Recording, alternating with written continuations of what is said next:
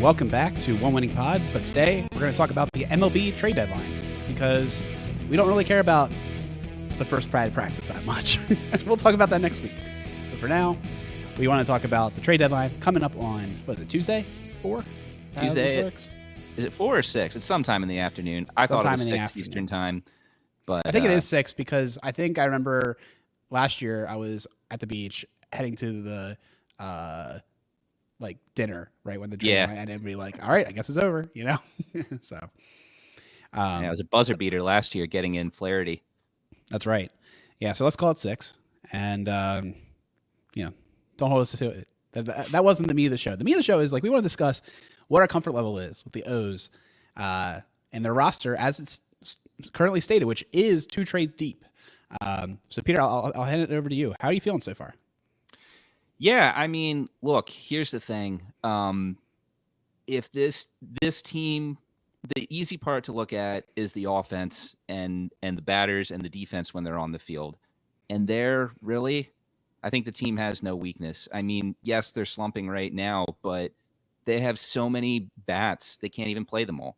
I mean, and even if you look at the guys who are quote unquote low on the list there in the game, I mean, Ramon Arias, he's your Garrett Cole specialist, right? Every time that the Orioles face Cole, he gets an extra base hit. You got him in there. McCann, he's good for a single every now and again. But outside of those two, who are really, I would say, the last guys you want up on the plate, there's really no weaknesses on this team. They've got 1 through 9, a very strong lineup.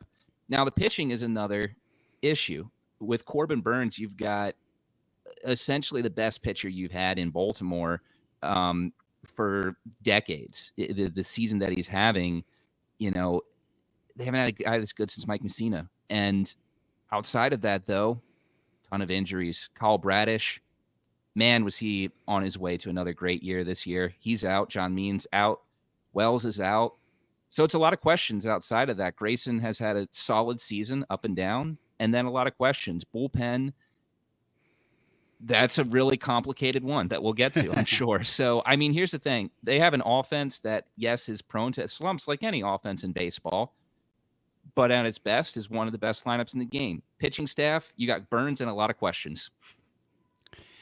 Sure. Yeah, I mean, I think, unfortunately, at the playoff level, you're looking for Burnes level guys to go out there to feel like, okay, this is going to be a winning game, right? You go in with high confidence. I mean, unfortunately, Grayson just isn't quite there yet. We saw what happened in the playoffs last year, but he now has that experience. I think he's been pitching better this year than last year, so that helps as well. But at the end of the day, he isn't quite that force. Bradish was. Bradish, unfortunately, that injury is the one that hurts the most because for whatever reason, that guy he exuded the same level of confidence I felt like when Burnes goes on the mound at this point. I really loved watching him go out there and hope for a full and speedy recovery. But yeah, man, I think that you put it well. It's the pitching that is what we're really looking to bolster at this deadline. And the team might be slumping, with the bats right now, but I can't be worried about that. That's just we have a great lineup. We aren't looking to really replace these players. We have so many people in the minors we want to find a way up to the roster, and we can't. That's not the problem. The problem is pitching. And, I'm a Povich believer, but he's not to the level Grayson was at last year, so therefore I'm concerned about him in the playoffs. So I think he could be a solid reliever, and I do expect him and Chase to provide something in the relief aspect of the game. But, yeah, they need to make acquisitions, and they felt the same way, so they started with them. They did, absolutely. One move was very surprising. I did not see it coming. And then there was another move that was one I thought was something, a guy that they could be in the mix for. So I guess we'll do them as they came in. And the first one was a bit of a surprise. They acquired pitcher Sir Anthony Dominguez, as well as outfielder Christian Pache from the Philadelphia Phillies. The team that, if the Orioles are lucky enough to be able to make the World Series this year, is very likely the team that they would be squaring off against. And to do that, they sent to Philadelphia offensive, outfielder, which is offensive when he's up to bat. Right. Austin Hayes. Very surprising move. I guess I should have thought going into this deadline that some of these veterans are on the table just because there's so many bats. And look, you got to make room for some prospects. Some vets eventually are going to have to go find different teams, whether it be at the end of this season or apparently at the trade deadline. And it's this trade. There's a lot to get into here. There's a lot I'm still thinking about over in my head. On a surface level to start with, I think that I understand some fans were getting frustrated with Hayes' inconsistency this year. But I think that when you look at his whole career as an Oriole, very solid guy, had played outstanding defense out there in left field. I think he's going to be a guy who's going to be remembered as a very solid player in this Orioles organization. And now he's off to Philly, and the Orioles have another arm in their bullpen and maybe another outfielder. But there's a lot of question marks with Pache, that's for sure. Yeah, that's not who they're really acquiring. They got him. That's great. But it's all about Sir Anthony Dominguez, who in his 2 appearances since the trade has looked quite good, in my opinion. He broke the net. Adjust your ranks accordingly. And I think, we talked about it when the trade came out, right? We said, he has some really good stuff on 2 pitches. And that's what they're probably going to try to work with. He has the K rate. He misses bats. And that's what I look for in relievers. I love guys who miss bats because if they strike out, they can't score. It's just that simple, right? And it's funny. I listened to the Locked On Orioles podcast, which is an absolutely great podcast, in my opinion. Super high on information. And he just completely passed over the Phillies because they're contenders. They're like, we're not going to look at their available pieces. And then, 2 contenders trade where they have their holes, I suppose. So they get Hayes, a guy, loved by the clubhouse, it seems. Sounds like there might be some, tension, so to speak, with those, older guys fighting for playing time. So I guess, best of luck to him. And I would love to see him in the World Series. It means we made it. And, the Phillies, they're a good team. They've been a good team for years now. Yeah, they're really good. And I mean, look, I think that they're going to need to replace Hayes' glove in left field.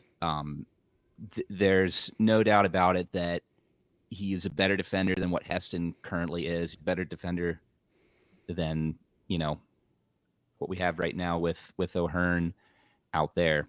But you guys got guys like Stowers in the minors who could replace him. We'll see what Posh can do in the field. He is a plus defender from what we've heard. But, the reality of the factor is, like you said, an overabundance of bats and holes in the pitching staff. So when you just look at the trade like that, it was a trade for need. Totally was. And Ken has now made it onto the show, which is awesome. We're going to talk the trade deadline with him. And I guess to start off, Ken, thanks for coming on the show. And what were your thoughts about the Sir Anthony Dominguez trade and Christian Pache? First of all, appreciate you having me on. With Pache, I think he's a non-factor additional player. This bit of a speed guy, outfielder, but not a decent fielding outfielder. I'm saying, but not a special guy in terms of the bat anyway. Obviously, a negative player, much less than what Hayes is. What they did get is Sir Anthony Dominguez is a guy with very significant plus stuff if you look at the StatCast numbers. And so not a good ERA guy, not a particularly good FIP either, although I think it might be better. But he does have good StatCast numbers and comes with plus stuff, a little bit like the Fuji acquisition last year. In terms of the sort of pitcher they're getting. Yeah, I definitely agree with that. Peter, what were you going to say? Oh, the same that you said. One thing I do like him a little more than Fuji last year is, Fuji hadn't really shown it at the major league level. He had the stuff, but hadn't, had any track record. Dominguez at least has had some success throughout his career.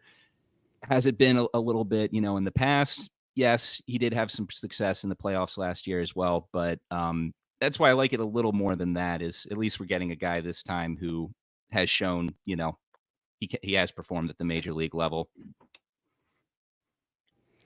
Well, the Orioles weren't done. Obviously, they went ahead and got a starting pitcher, Zach Eflin. This was a bigger haul.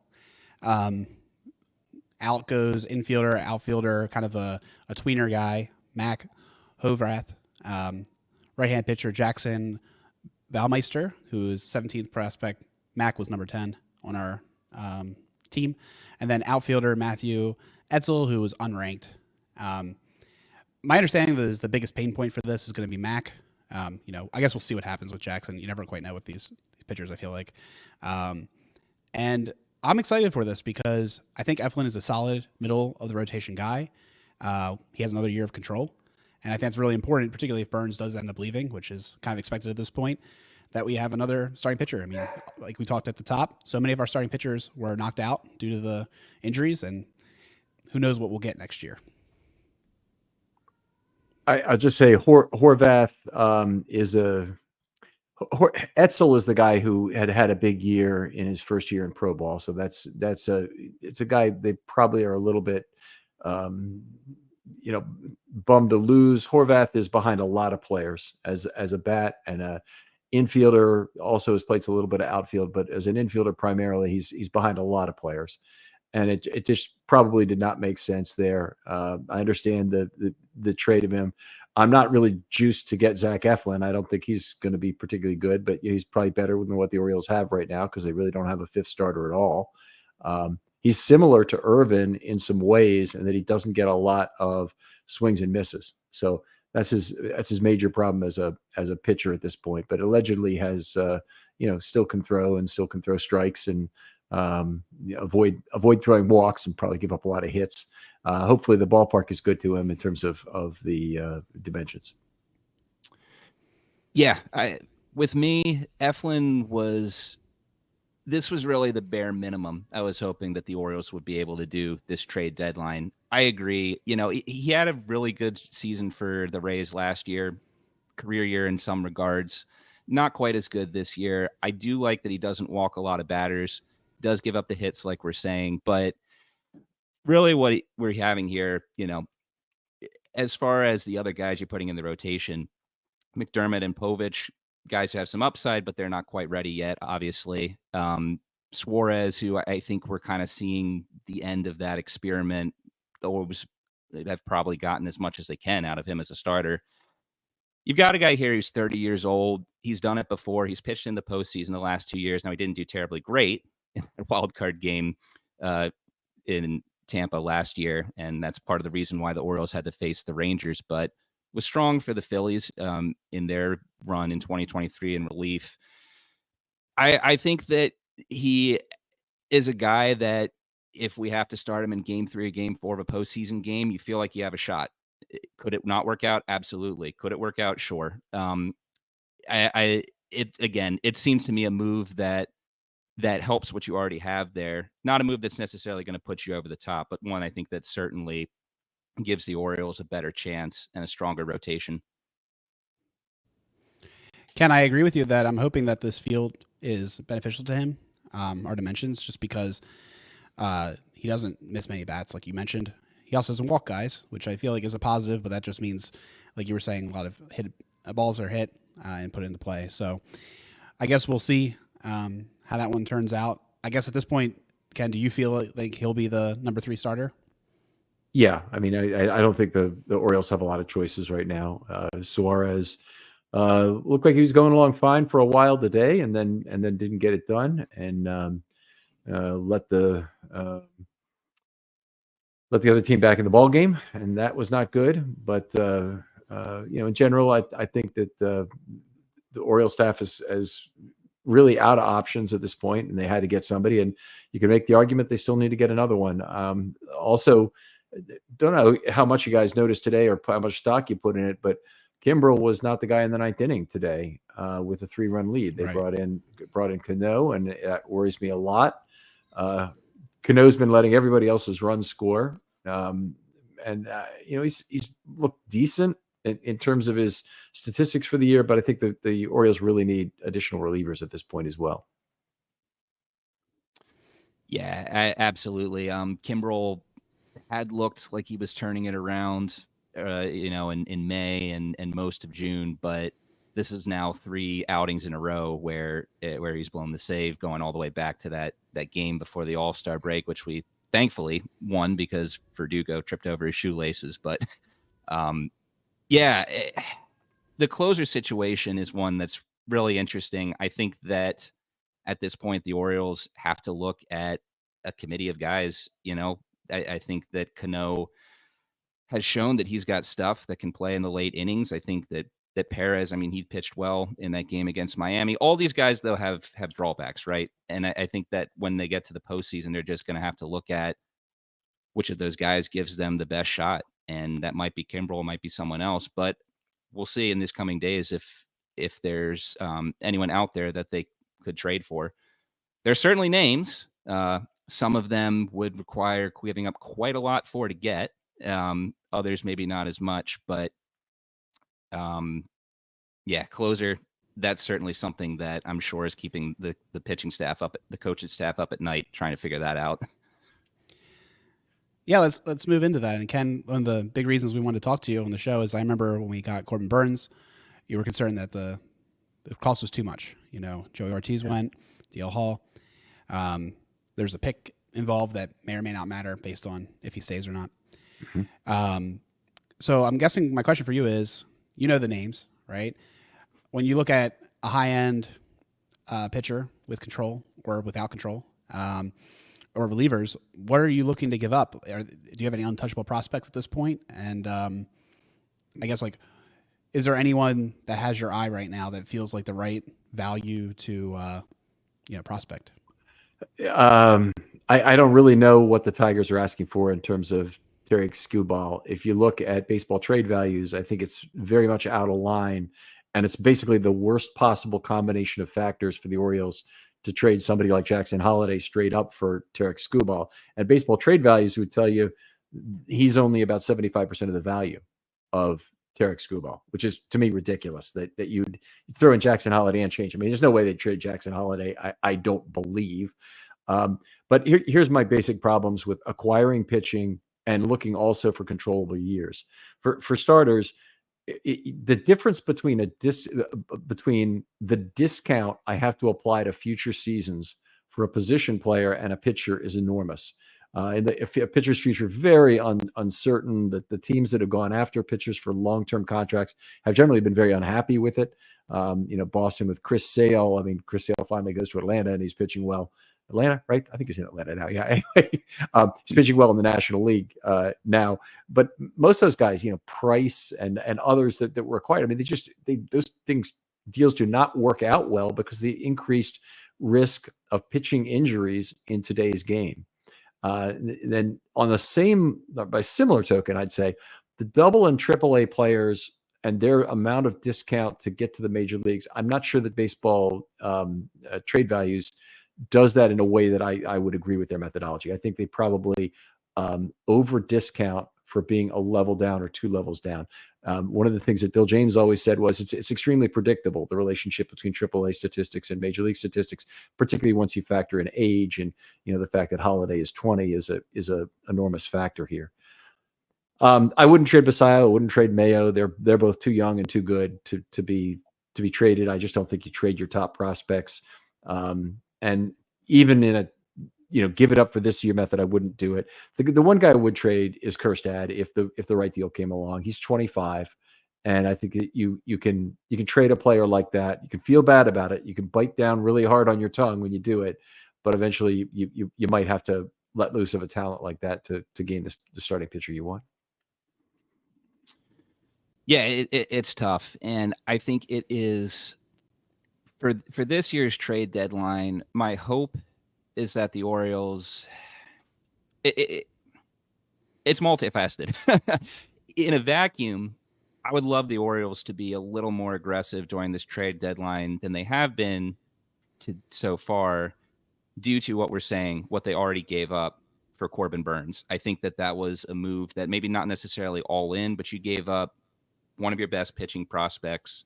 You gave up a guy who and Joey Ortiz, who probably was never seeing the field here, but still then he's a valuable trade chip, right? Yeah, So you have to get value for that player. exactly. That's really the key.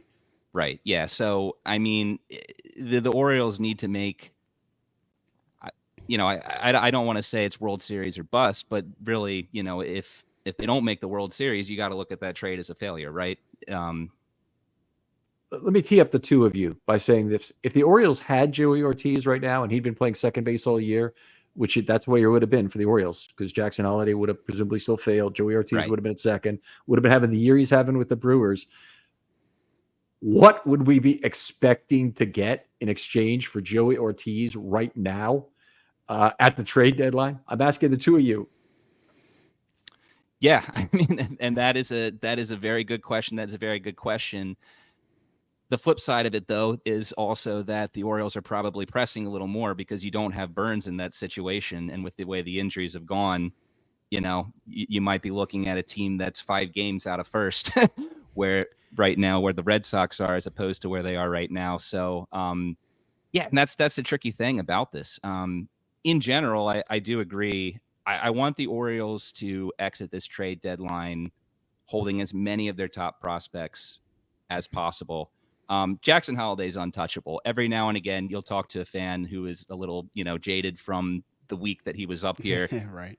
I don't care about that at all. I don't think anyone here on this call cares about that at all. He's going to be very good. You don't trade him. I don't think Scooball is on the table. I'd be very surprised if the Tigers pull that move. They could be competitive next year. And why are you going to trade that guy if that's the case? But yeah, the one guy that I would trade some prospects for, and even this I'm not 100% certain on. Alec knows which guy I'm going to talk about. And Ken, I have a feeling you would not be in on this prospect due to multiple gambles that you'd be taking here. Garrett Crochet with the White Sox is absolutely fascinating to me. And he has a lot of, years of control afterwards. And there's so many things to like if you look at his StatCast page. But of course, there's a huge amount of risk. This is a guy who hadn't done anything in his MLB career until this year. There's a lot of weird things going on with his agent. The White Sox are asking for more by the day. I don't think it's going to happen. If a trade's going to happen with Crochet, it might be in the off season for someone, and it might not be the Orioles. But Crochet is a guy who's intrigued me quite a bit. I am curious on your thoughts with him, and if he's a guy that you could see being, maybe not thrilled if the Orioles had to give up prospects for, or if he, given the control, given the youth, given the upside, is there any interest from you for him? Certainly a good pitcher, and he's a left-hander, which is really nice for our ballpark. But it's the kind of thing we've already heard he's going up and against an innings limit this year. This is a trade for now kind of deal. He'd be a very high risk for Tommy John surgery at some point in the future. In particular, any developing pitcher that you're going to lean on more and more is going to be in that situation. So I'd really want to deeply discount his future years. If I'm trading a bat for him, I don't really know who that leaves you with. I've a few weeks ago, I said I would trade Kjerstad for Crochet straight up, and I think I still would, even though Kjerstad's hit some at the major league level. Don't know exactly what the Orioles might offer that Chicago would be interested in. I actually think Basayo is one of the most important pieces in the Orioles system. Combination of age, extremely good throwing arm, which is better than Adley's. You'd have an incredibly useful 1-2 catching punch who can also play other positions. Might even be a place where you can keep James McCann on the roster as a third roster or some other guy, because James McCann is an interchangeable part, frankly. Mm-hmm. But you can keep somebody on the roster as a third catcher, because these two guys are going to be in and out every day. And if you want to, just give somebody a few innings off, you can put in your extra catcher. But I really love the idea of Basayo being a guy who basically is in there every day along with Rutschman, and they're just interchanging at catcher, DH. And I think of all the duplicative positions, he's probably the most useful player from that perspective. And Mayo is probably the hardest one to spot exactly where he plays in the field. If you play him at third, you got to move Westbrook to second, lose defense at 2 positions. You probably have some negative things that are happening with Orioles defense falling apart. I really don't know how to deal with that. So, getting back to your original question about Crochet, though, it's a ton of risk for that particular player. So Ken, I'm gonna go back to your question and then kind of go into this conversation we're having now, where I just don't think Joey Ortiz gets you much of anything. Like I don't know if he can get you Burns right now, and the reason why I say that is there's this disconnect, like you're saying, of pitching value because everybody needs them, but they break. They're sports cars, and we have so many infielders, right? We have we bring up Basayo, we have Adley DHing or playing first, right? Like suddenly, where's Mayo going, right? Mayo's in no man's land. Where's Holiday going? Where's Westbrook going, right? So we have all these guys that we don't know what to do with, which is probably a uniquely Orioles problem. But I don't know if these players really get what we want out of them, right? I mean, I've gotten to the point watching Kjerstad in left field that I'm like, okay, yeah, we get a pitcher for him. Like, bye, dude. Like, I love your bat. Don't get me wrong, but you have 2 left feet when you're out on the field. So, I'm okay with it. But and I guess like I'd be okay losing Stowers too, because the other thing I think Peter's brought up before is we're so good at this draft thing, right? Where you've been picking up guys in this late first, second round later consistently that have turned into great players. We'll just do it again, right? Like, in a way, you have to bet on that because we need these pitchers, and apparently we're like very reluctant to try to draft pitchers high end, and understandably so. It goes back to the whole like they're harder to get right. So we're getting right on these infielders and outfielders like crazy. What do we do with them all? Yeah. So, what do you think, Ken? Like, I think you think that we could get more for Joey Ortiz right now. I just like don't fully believe it because we're saying, Jackson Holiday straight up for Scooball wouldn't work, Well, the baseball trade values is saying that. I would actually be kind of surprised if the Tigers wouldn't hop on that, but the Orioles aren't offering it. I mean, they're not. But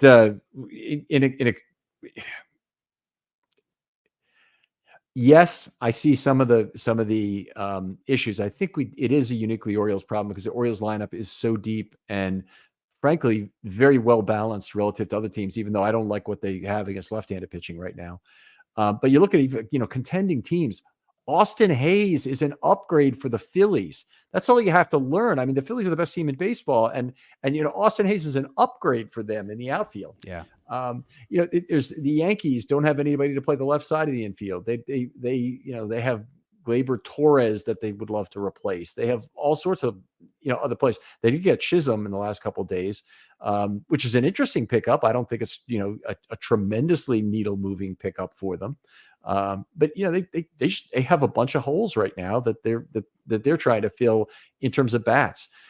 It's not quite 1968 right now, but it's not a good year for hitting.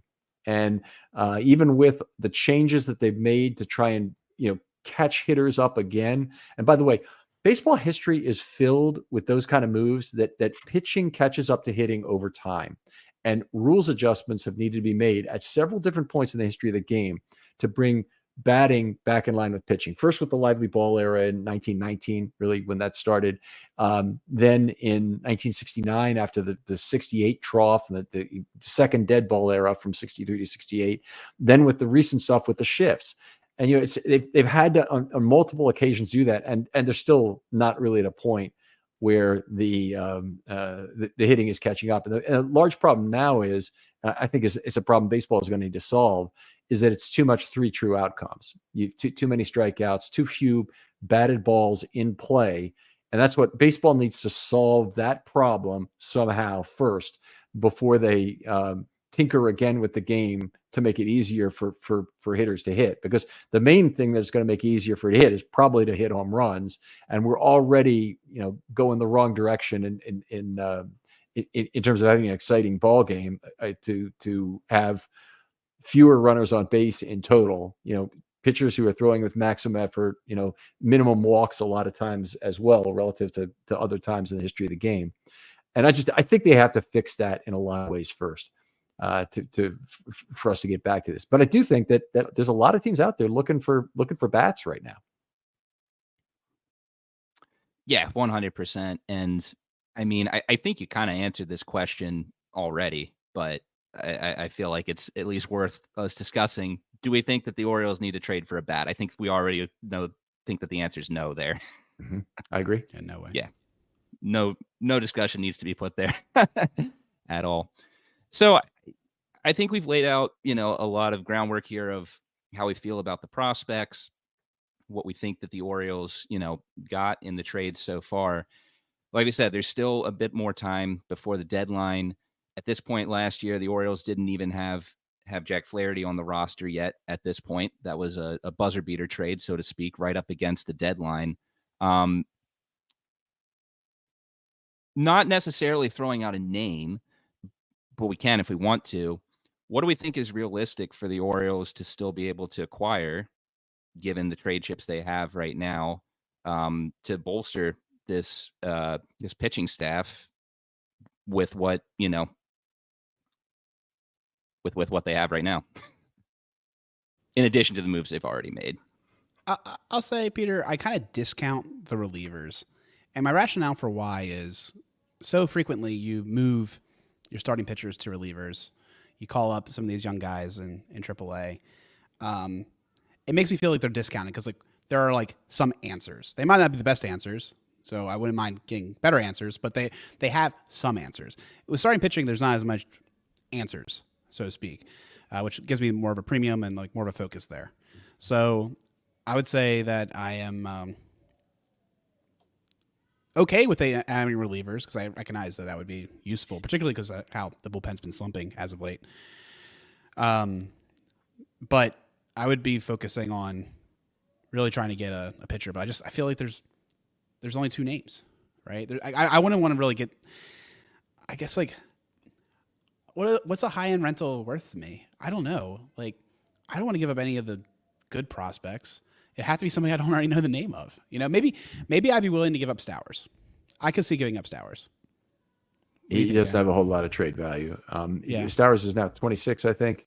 So, first of all, I know there's a lot of people who know this, and there's going to be other people who don't. But baseball players, hitters in particular, peak at 27. In other sports, the peak age is different.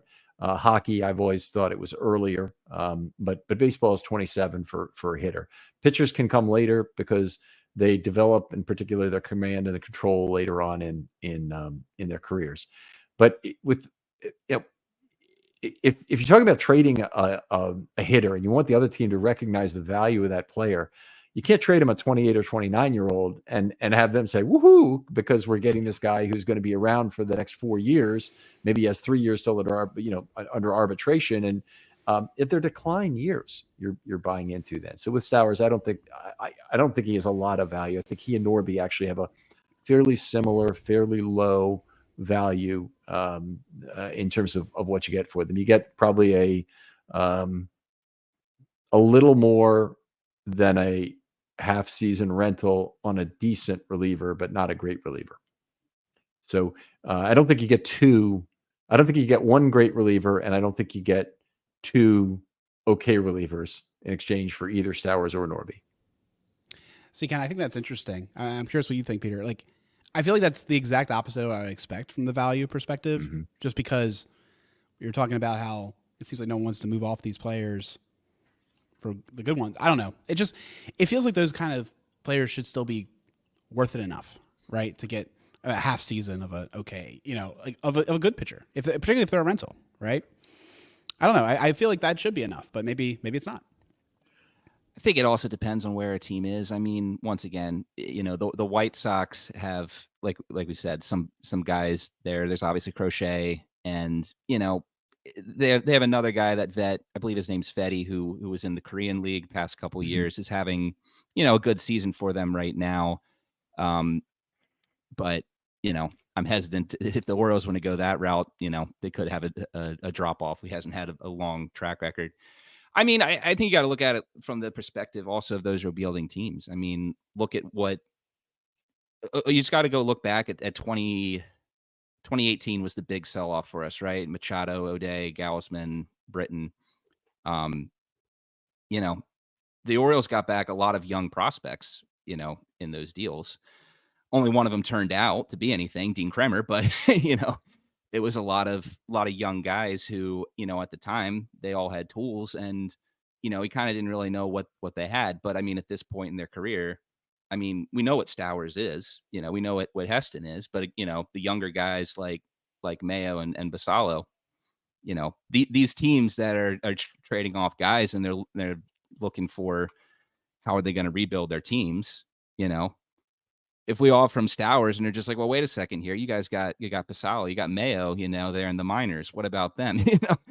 I think you got to look at it from the perspective of those front offices as well. And, just remember 5 years ago when we were in that situation. And I think that's, how you can get a better idea.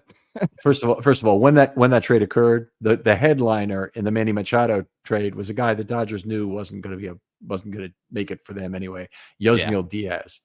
And, then they acted like he's the biggest prospect ever when you trade him. He wasn't really a very high end prospect at all. No.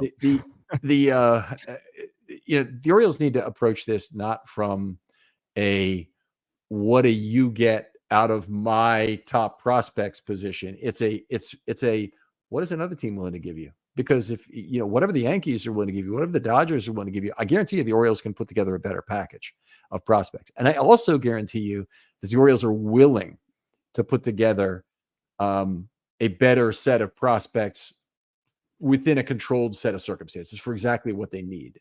So, I do believe that Tarek Skubal, the only team he will possibly go to is the Orioles, just because I don't think there is. But if they're holding out for Jackson Holliday, they got to look at the other offers, look at what the Orioles are offering, and say, is that really better?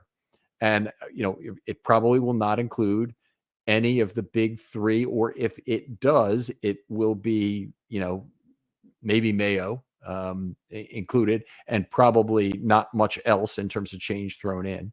But they've got to look at that and compare it to what are the Yankees offering, what are the Dodgers offering, because those teams, they don't have an unlimited set of prospects to dole out in exchange for what they would receive.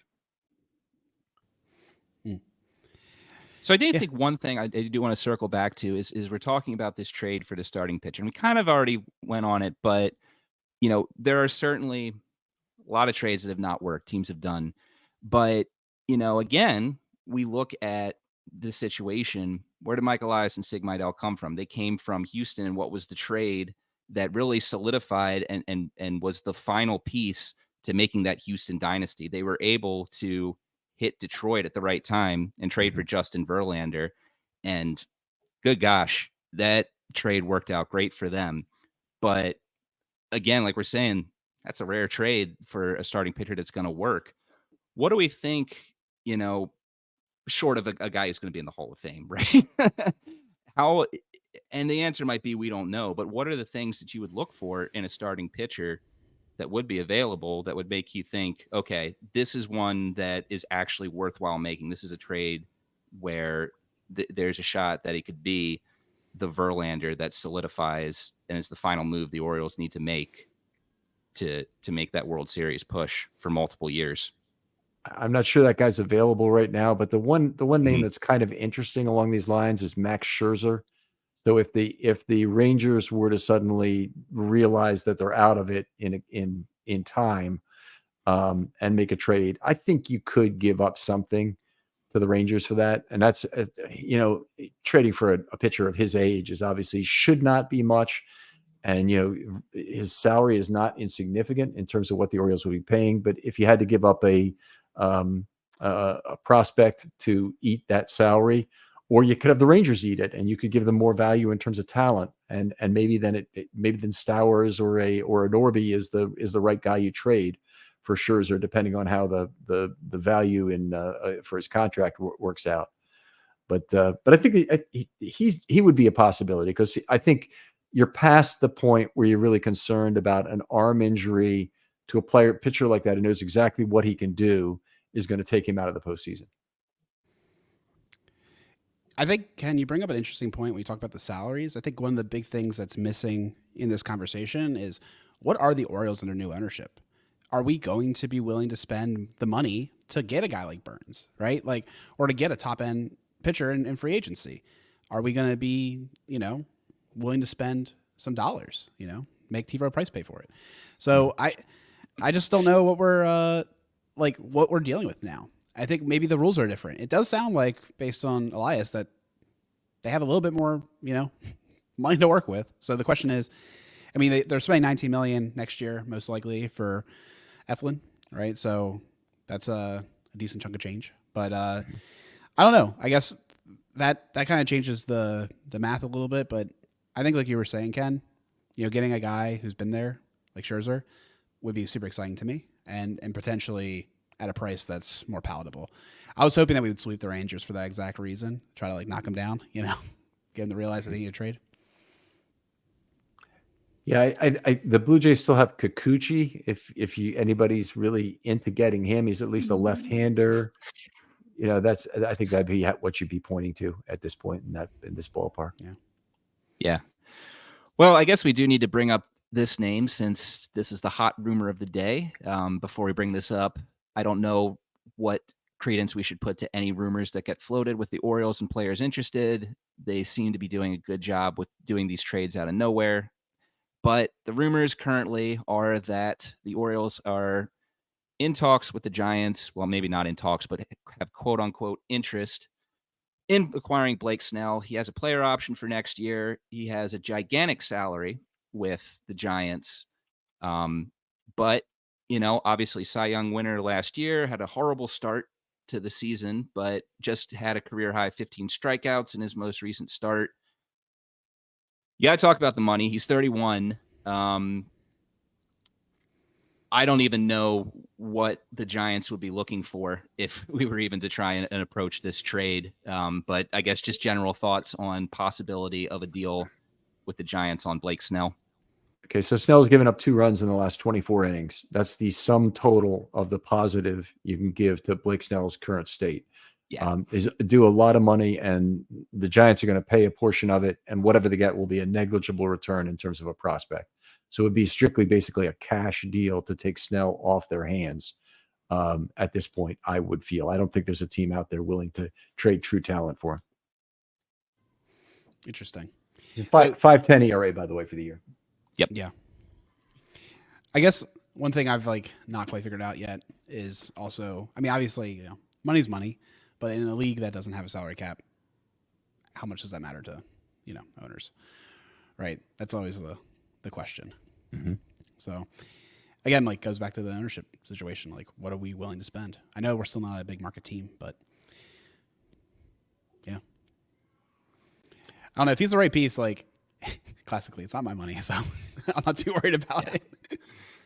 I mean, Snell, he's an interesting guy. I mean, he's obviously been as good as winning a Cy Young, and he's also had some inconsistencies. I feel like what he's had this year is kind of, his career in a nutshell. That's one I'm not sure. I also am not holding my breath for that. It seems like, with the exception of the Burns move, Elias is going to make a lot more, moves that are solid and that gel well with the team. But, I don't know if I could say I'd be upset if they made it, but yeah, I think it would definitely come down to how that cash is distributed between the Orioles and the Giants there. I guess for final thoughts, Ken, what's the 1 or 2 trades you're putting out there for if you were Elias right now? I guess I'm looking for pitching. I'm still doing that, but I'm going to let the like EDC does with the draft board. I'm letting the trades come to me and not the other way around. I want the motivated sellers coming to me and asking at the last minute, well, what can you give me for Blake Snell? What can you give me for Max Scherzer? I don't want the other teams, the Orioles, dialing up the Tigers every 10 minutes and asking them, what do you want for Tarek Skubal? If they're hung up on the notion that it has to be Jackson Holiday or it has to be 2 of the 3 big 3 prospects or whatever idiotic idea they may have that was given to them by baseball trade values, then just ignore that and move on. Peter? I think they're going to make a trade for another starting pitcher. I think it just depends on, who's that going to be? Is it? I could see it being Kikuchi. I could see it being Evaldi. I think it's just going to be whichever guy they can get, where they don't have to give up as much as they can. Because I think they look at that roster and they're like, okay, great, you got Eflin in there, but like we said, he's going to be solid at best. And if there's an injury to someone else, then you're back having to have Suarez or Povich play innings that you really don't want them playing. So I think it's going to be another one of those guys, maybe Fetty from the White Sox, someone in that range. And it's just going to be, kind of like Ken said, who's coming and who is it going to get the deal that will be, in the best interest for the Orioles long term. And I truly think that's enough.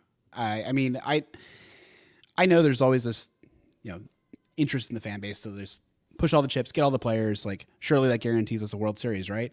And I mean, maybe it's because we're Ravens fans. Like, we know that's not how this works, right? Mm-hmm. You can have the best team, and it doesn't mean you're going to win. So I'm very willing to be conservative and say, you know what? Our team's good. We have some good pieces. We have some good pitchers. Like, if it's going to be meant to be, like, it's going to kind of happen, in a way. So it's like as I get very zen sometimes when it comes to the sports teams and just being like, you know what, like it's going to just, I've been burned too many times when I think it's inevitable. I've been surprised too many times when it doesn't seem inevitable, right? Like, stop thinking you actually know what's going to happen. So I just kind of like, I would say if the Orioles made a trade like that, I would say, good job, guys. Thumbs up. You did what you need to do. Like, I'm content. I don't think you're throwing away this year. And I also think you are setting yourself up positively for the future. And that's what I'm looking for. Ken? I'd go right along with you on that. I think the amount the needle gets moved by a trade this year is actually pretty small. For even acquiring a starting pitcher, that they might go up a couple of percentage points to win the World Series. It's not nothing, but it's not so big, not such a big deal that you really need to make it be the stunt your franchise in terms of the growth in the future and a big player they might have. And they have traded away a couple of big players already. And, in Hernandez and the guy who went to the Brewers, who I'm not forgetting, we'd love to still have him right now. Ortiz, yeah. So I just, these are not party favors. These are players with real value that you can't just, toss them around like, well, I'll give him a first and a third for that. Take a look at Twitter anytime a name wide receiver is requested a trade and what Ravens fans are willing to trade to get him. And you'll get exactly why Michael Elias should turn his back entirely on that. Yeah. Yeah, absolutely. There's a balance between making trades and holding on to prospects. Right now, I think the Orioles have done it more or less. And, even if they were willing to sell the big guns, like we're saying, this isn't the market. No, this isn't the year where those guys are available. So, yeah, we'll just see. I hope there's at least one more move before the deadline, even if it's not a big one. And but even if there's not, they're set up just as good as the other top teams in the league right now, and it's just going to be a matter of which team's able to stay the healthiest and survive through October the best. That's what I want most at this point. Is just if we can keep the guys we already have healthy, that'll be a huge win. Ken, thank you very much for joining the show. Please talk about all the stuff you're doing over at Filmstudy right now. Unbelievable amount of shows coming out and so much good insights. Well, appreciate that. Filmstudybaltimore.com is the website. Look for Film Study Baltimore Ravens Talk on your podcast platforms. Doing camp notes every day on what's going on there. A really interesting day the other day. I just want to mention this one story. I don't know, did not really see it recounted this way other places, but Lamar Jackson went into the defensive huddle for about 90 seconds before an 11-on-11 segment that they had and talked to various defenders. And it was active conversation. Roquan Smith was talking to him. Marcus Williams was talking to him. And he'd been terrible like the first half of practice. Immediately drove the team 60 yards in a minute and 20 in a 2-minute drill they had, and then was really good the rest of practice in terms of red zone drill as well. And I got some detail on that in the current camp notes that might be worth listening to. But Lamar missed, basically all of the first 5 practices. This was his first one, and he was still, not playing well. And all of a sudden, this very weird assembly within the defensive huddle to learn some things. So anyway, some interesting things happening at camp, and it's been a lot of fun being there. Awesome. I'm really glad that you're there. And I guess from me and Peter, we'll be back later with a little bit of our preseason, teaser, see what we're looking into and what position battles we're paying attention to, what level players are most interesting. And we'll talk to you then. Thanks so much. And go Ravens and go Orioles.